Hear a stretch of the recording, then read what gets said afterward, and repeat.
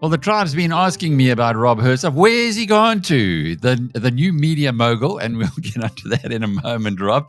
Donald Trump, does Rob still like him as much as he did? What does he think about all these crazy politicians in South Africa claiming credit for the VAT increase that wasn't? Well, the man's with us.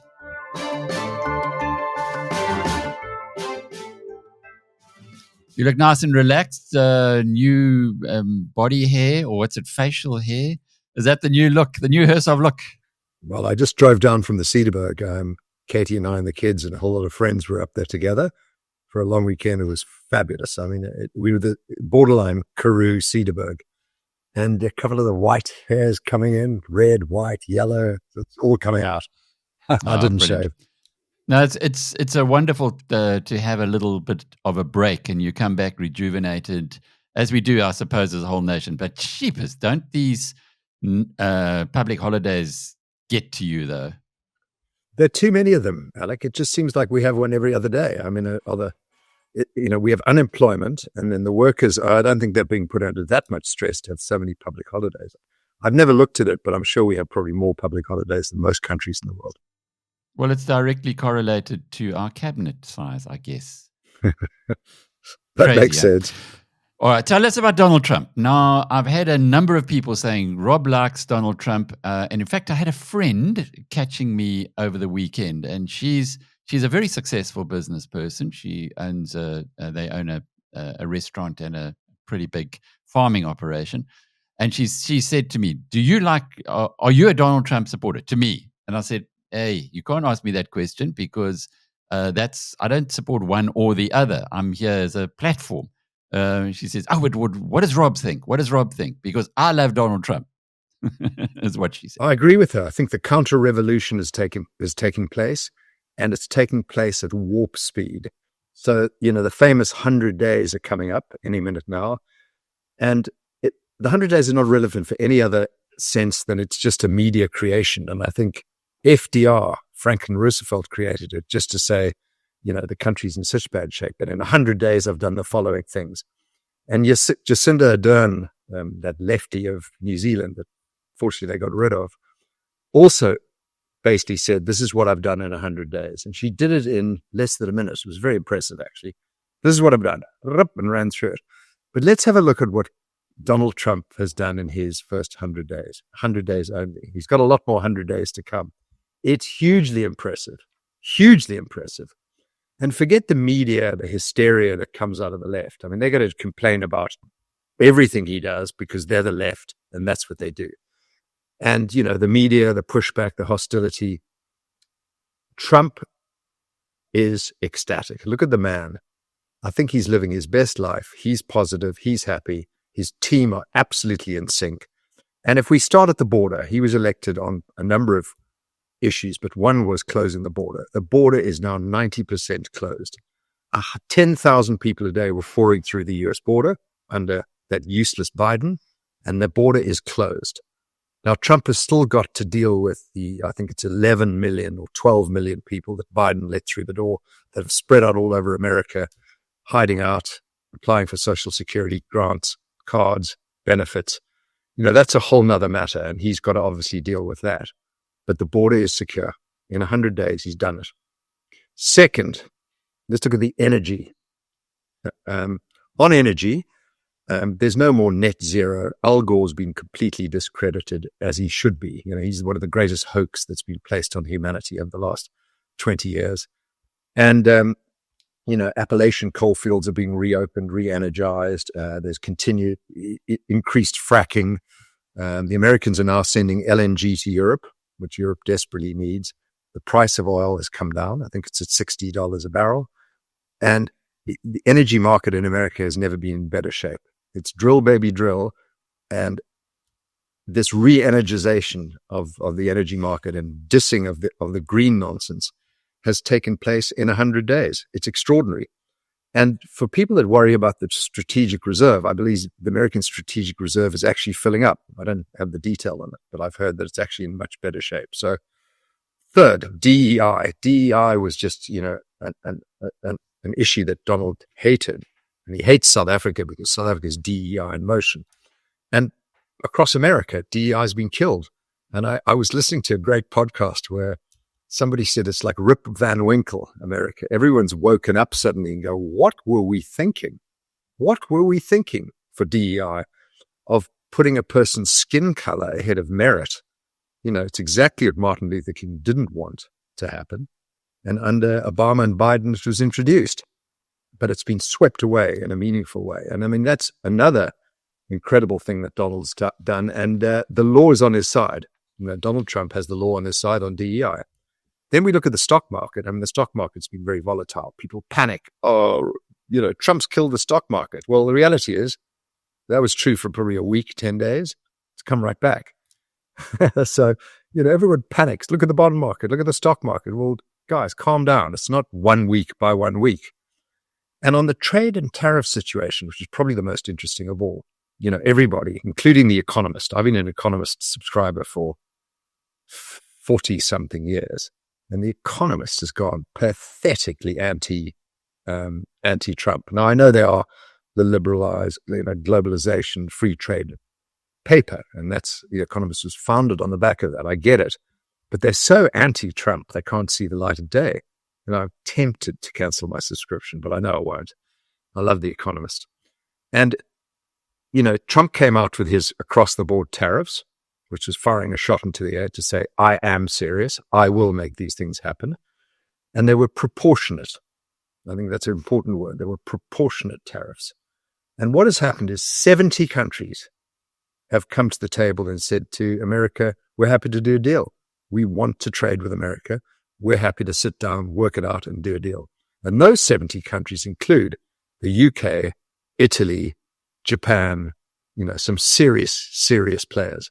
And I think in a matter of weeks, America's going to be announcing deals that have been done with serious economies like the ones that I've mentioned to do deals. And it's going to be an absolute boom. I mean, everyone will realize that it's art of the deal. Donald said, I'm serious about tariffs. Let's do a deal.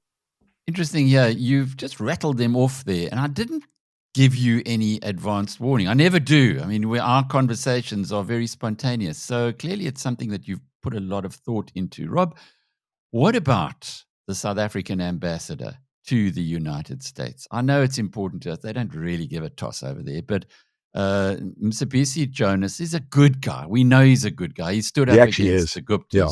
And he did some silly things. He said some silly things about Trump a while back, but that's really the only blemish on his record. He's not a crook, and the guys who know him really give him the thumbs up.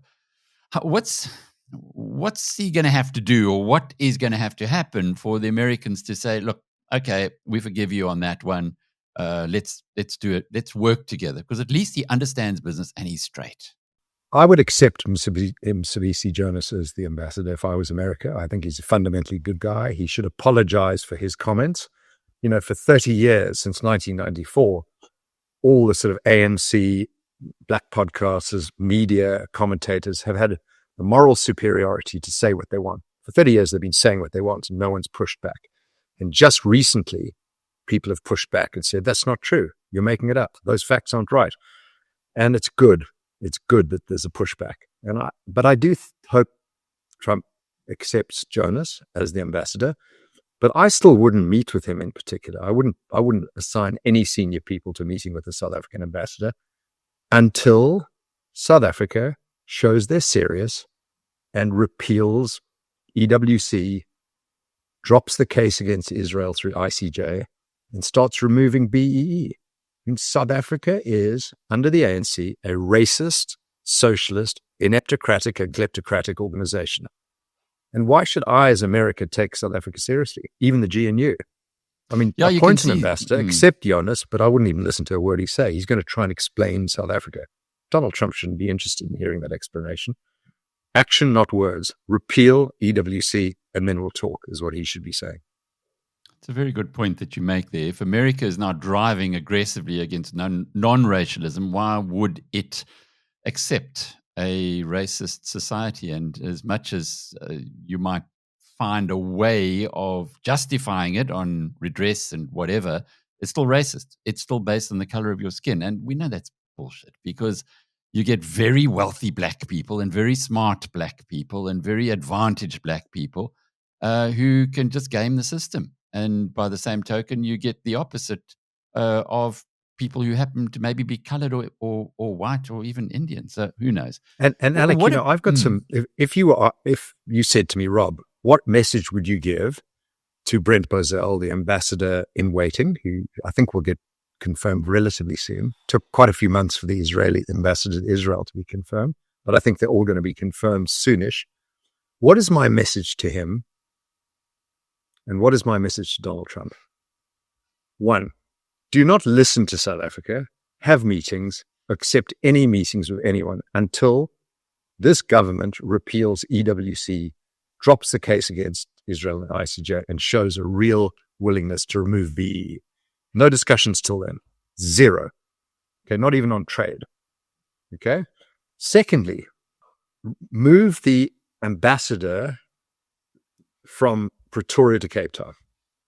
Back the Western Cape, remove all tariffs on the Western Cape, including on wine, any agricultural product for the Western Cape, because the Western Cape has been run by the DA, and the DA has not been in favor of EWC, DEI, BEE, ICJ case. I think America should look at the Western Cape and say, you know what, we're going to do everything we do into South Africa and Southern Africa through the Western Cape, through Cape Town. We're going to move our ambassador to Cape Town. Forget Pretoria. I'm not interested in talking to the ANC and those muffins. We'll talk to the DA. We'll make the DA our official mouthpiece of what we want to achieve, the benefits we want to give to South Africa, but things we want to see happen in South Africa that the DA has anyway been supporting. And I'd, offer to refurbish Simonstown, but make it much more America-centric.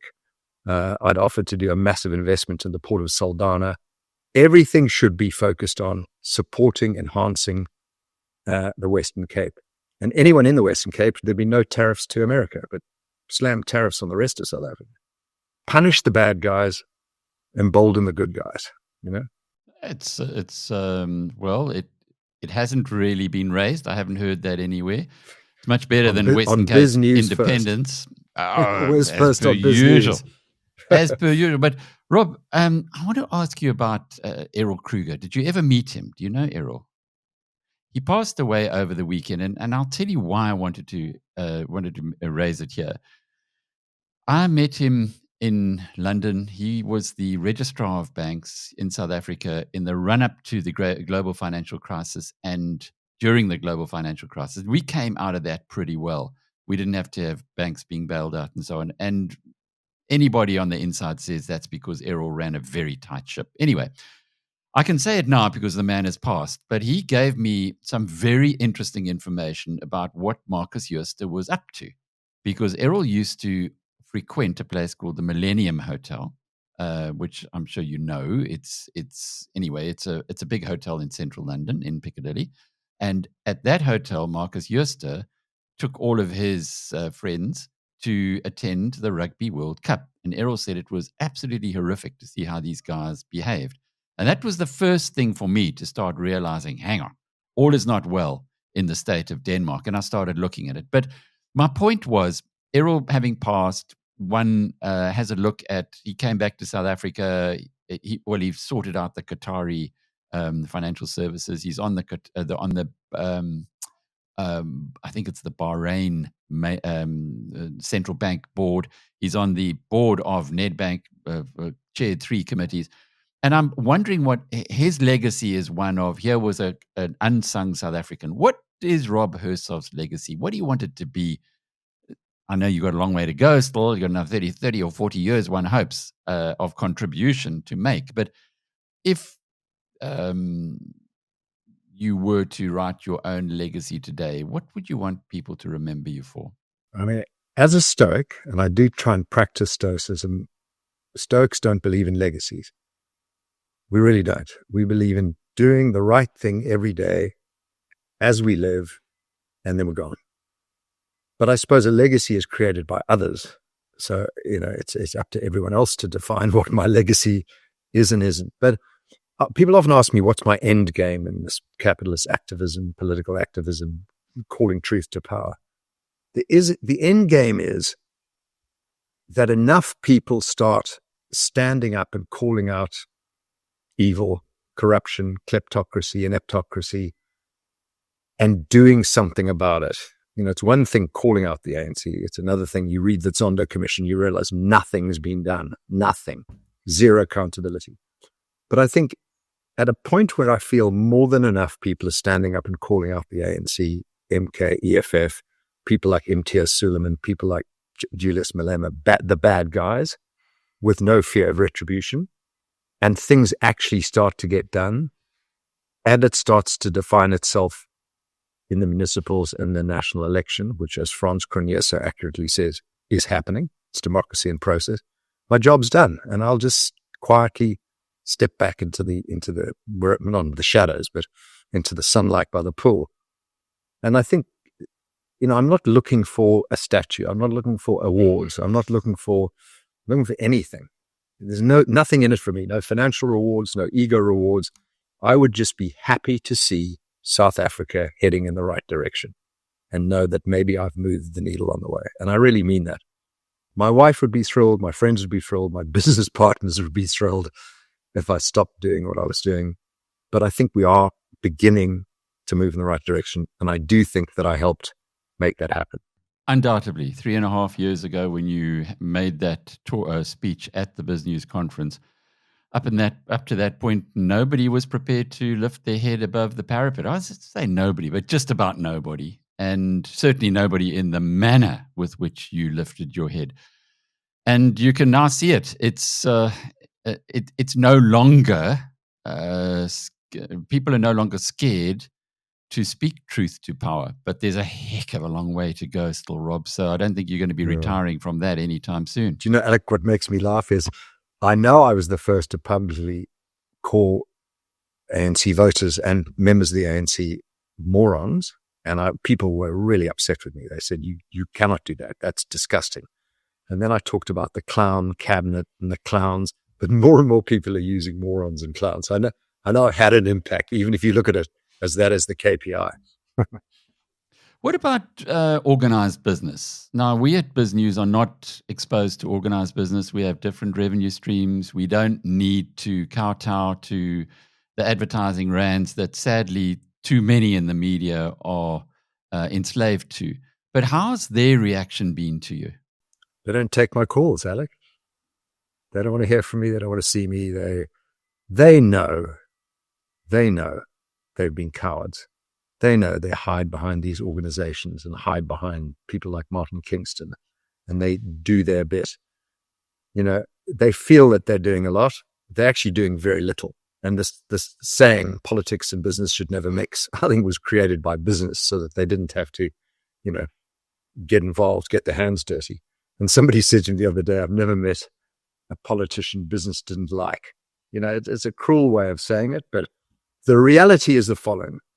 That businesses, the chief executive of a business has PIC as an investor, has BEE partners, has DEI people on the board, all useless, has hundreds of thousands of employees, is under huge pressure economically, macro and micro, and they're surrounded. They've got trade unions. It's very, very hard for a chief executive of a business like that owns the salary, that has equity options, and that has to bring home the bacon to their family, to have the courage to stand up and call out Cyril and the ANC and say, you guys are absolutely corrupt and useless.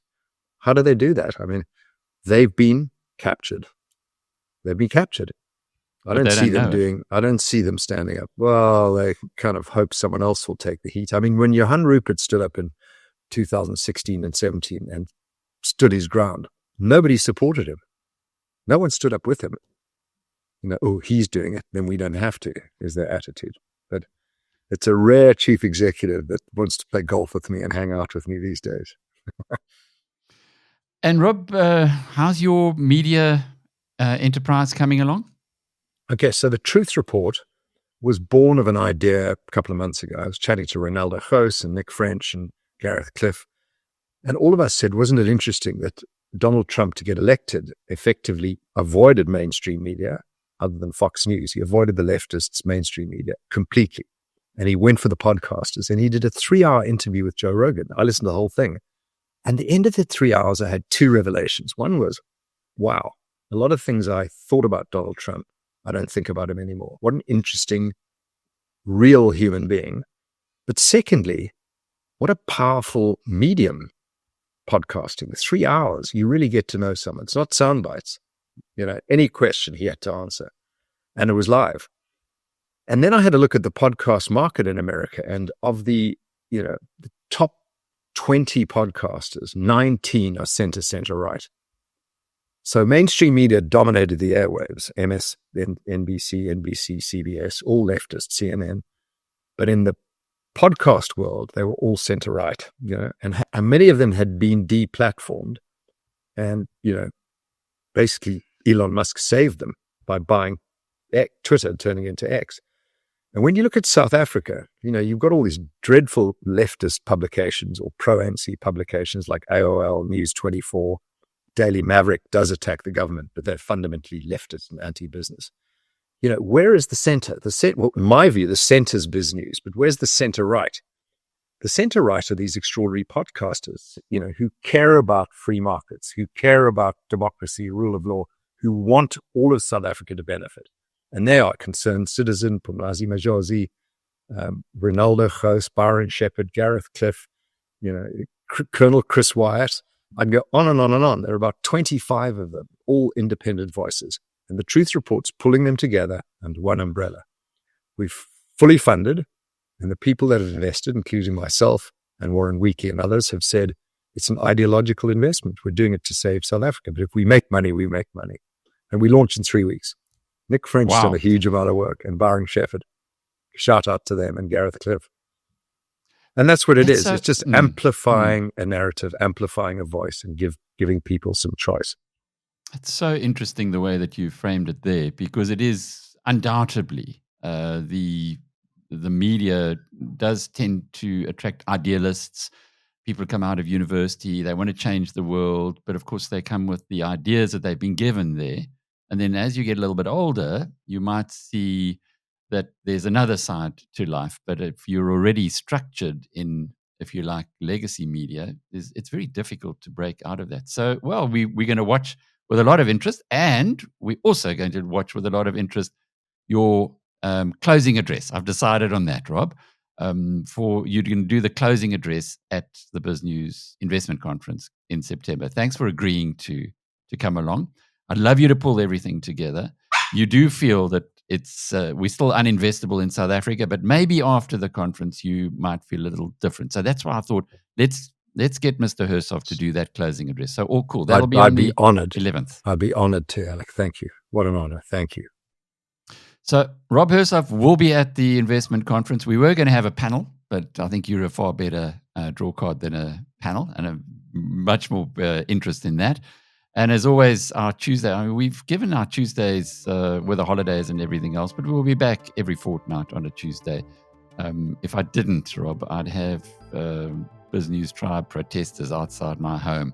So thanks for being with us and agreeing to engage with the community, and look forward to the next time. Rob Hersov. And I love being part of the tribe. Thank you. Rob Hersov is a capitalist activist, or the capitalist activist. I'm Alec Hogg from BizNews.